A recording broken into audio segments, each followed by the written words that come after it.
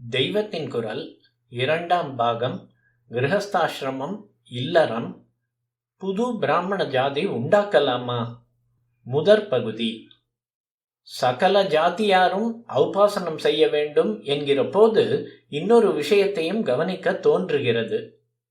ஔபாசனம் மட்டும் என்ன, அத்தியனம், காயத்ரி, யஜ்ஞம் ஆகிய எல்லாவற்றையுமே எல்லா ஜாதியாரும் பண்ணினால் என்ன என்று சில பேர் கேட்கிறார்கள்.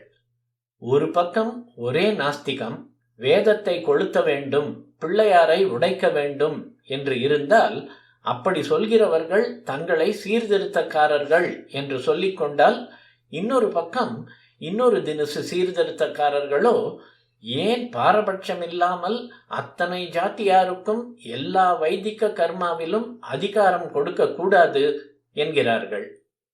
நான் பிராமணன் குட்டிச்சுவராக போனதற்காக திட்டுகிறேன் அல்லவா?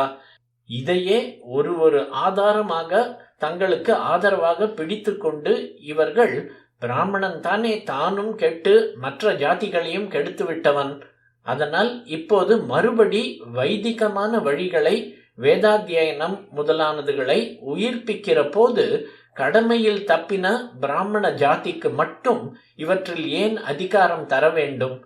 லோக க்ஷேமத்துக்காக வேதமும் வைதிக காரியமும் இருக்க வேண்டும் என்று நம்புகிற எந்த ஜாத்தியாரும் எல்லா ஜாத்தியாரும் இவற்றை மேற்கொண்டு அனுஷ்டிக்கும்படி பண்ணிவிட வேண்டும் என்று கட்சி பேசுகிறார்கள். எல்லாருக்கும் பூணூல் போடலாம், சகலருக்கும் வேதம் சொல்லிக் கொடுக்கலாம் என்கிறார்கள். ஆரிய சமாஜம் மாதிரி இருக்கப்பட்ட ஸ்தாபனங்களில் எல்லாருக்கும் வேத அத்தியனம், யஜ்ஞங்கள் ஆகியவற்றில் அதிகாரம் கொடுத்திருக்கிறார்கள். பாரதி மாதிரி எங்கேயாவது யாராவது ஒருவர் பஞ்சமனுக்கு பிரம்மோபதேசம் பண்ணி வைக்கிறார். இப்படி வேதத்தை எல்லோருக்கும் பொதுவாக்கிவிட்டால் என்ன என்று சீர்திருத்தவாதிகள் கேட்கிறார்கள்.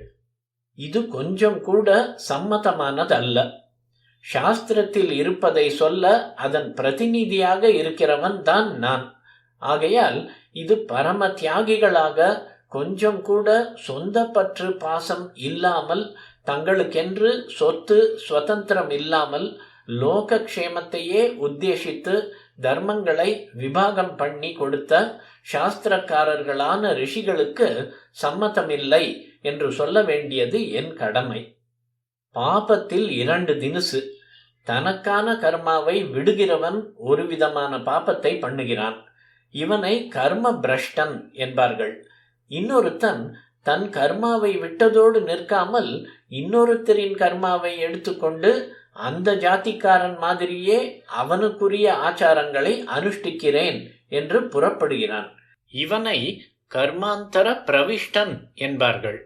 இவன்தான் கர்ம பிரஷ்டனை விட பெரிய பாபம் செய்கிறவன் என்பது சாஸ்திரத்தின் அபிப்பிராயம்.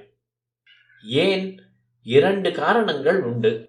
ஒன்று, தன் தர்மத்தை விட்டவன் வர்ண தர்மமே முழுக்க சரியில்லை என்று ஏதோ ஒரு கன்விக்ஷன், மனசாட்சிப்படியான உறுதி ஏற்பட்டதால் அப்படி செய்தான் என்றாவது சமாதானம் சொல்லலாம். சாஸ்திர விஷயத்தில் நம் மனசாட்சிக்கு இடம் கிடையாதானாலும் ஏதோ இப்படி கொஞ்சம் சமாதானம் சொல்லவாவது இடம் இருக்கிறது.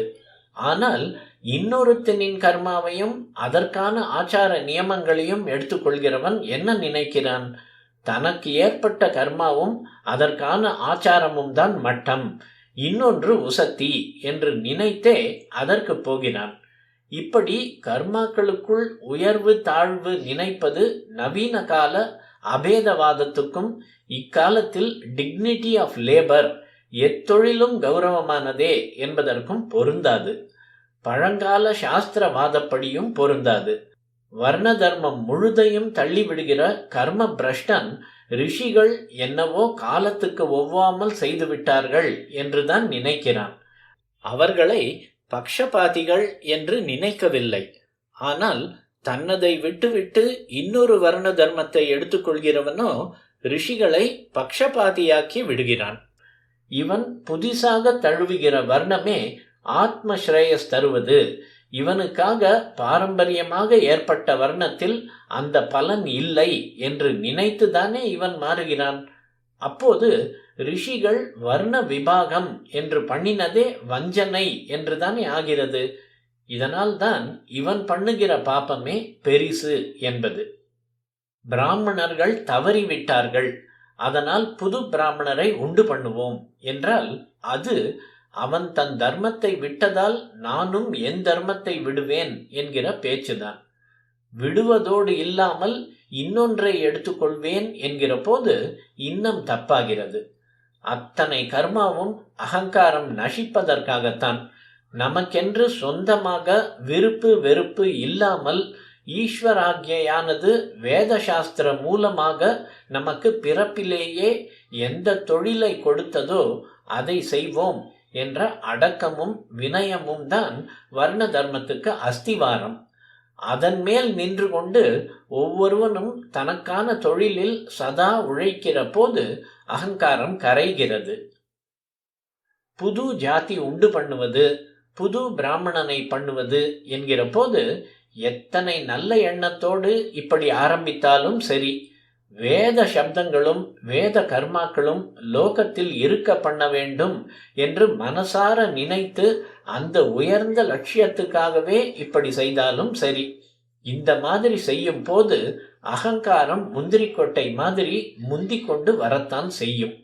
இது இரண்டாவது காரணம். ஒரு பக்கத்தில் இப்படி என்றால், இன்னொரு பக்கமோ என்னதான் சமத்துவம் பேசினாலும் பகுத்தறிவு வாதம் பண்ணினாலும் நாம் இதை பண்ணலாமா? பாரம்பரியமாக பண்ணி வந்தவர்கள் மாதிரி நம்மால் இந்த மந்திர உச்சாரணம் பண்ணியும் அனுஷ்டானங்களை பண்ணியும் பலன் பெற முடியுமா என்று ஒரு எண்ணம், இன்ஃபீரியாரிட்டி காம்ப்ளெக்ஸ் உள்ளூர உதைத்து கொண்டுதான் இருக்கும்.